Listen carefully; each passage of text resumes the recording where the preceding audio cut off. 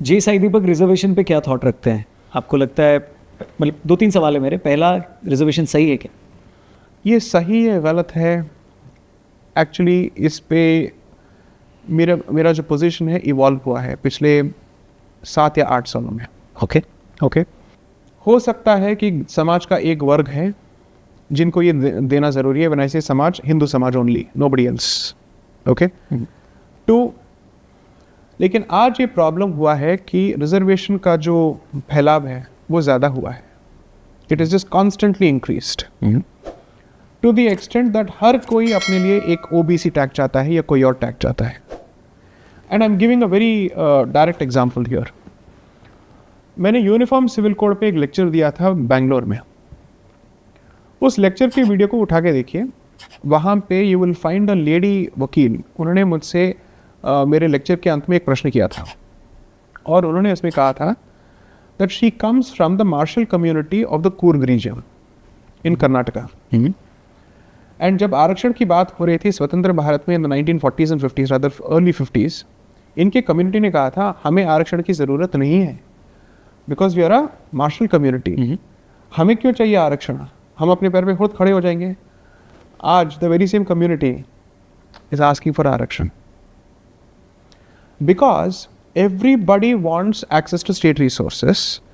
And आरक्षण क्या करता है, वो हम सबको मजबूर करता है हम सबके कलेक्टिव लेट्स से प्राइड को कम करने के लिए।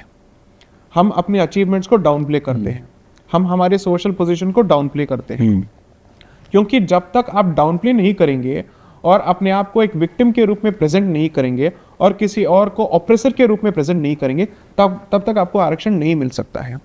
तो ये सिचुएशन आएगा कि हिंदू एक दूसरे को ऑप्रेसर ऑप्रेस्ड के उस बाइनरी से देखते रहेंगे और अंदर ही ये लड़ाई चलती रहेगी और इसी का फायदा कुछ लोग उठा रहे हैं।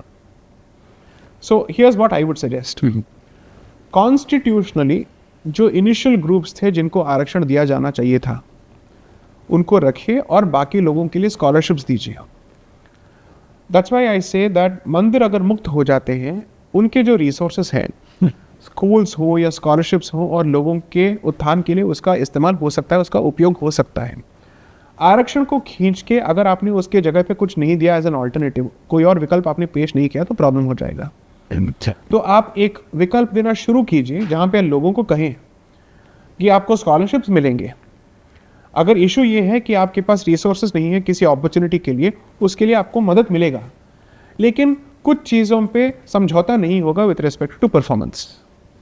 वो बेसिक स्टैंडर्ड रख लीजिए और एक कट ऑफ पीरियड तो रखिए जहाँ पे आप कहेंगे कि ये बात यहाँ पे जाके ख़त्म होगी।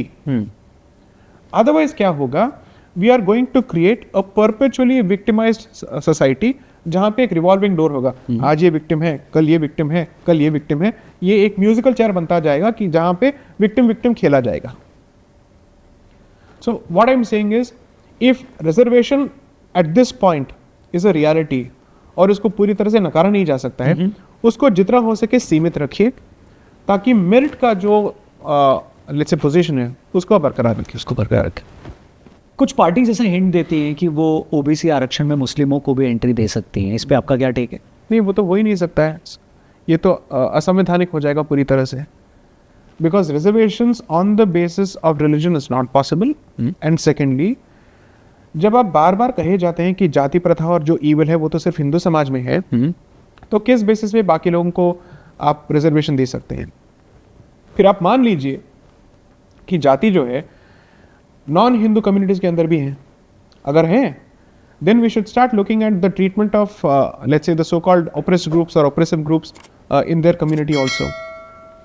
बोलने के लिए बोल देते हैं that only what is this, Hinduism is the only religion जिसमें egalitarianism नहीं है, जहाँ पे equality नहीं है। बट जब रिजर्वेशन की बात आती है, सबको रिजर्वेशन चाहिए होता है। दोनों बातें एक साथ नहीं हो सकती।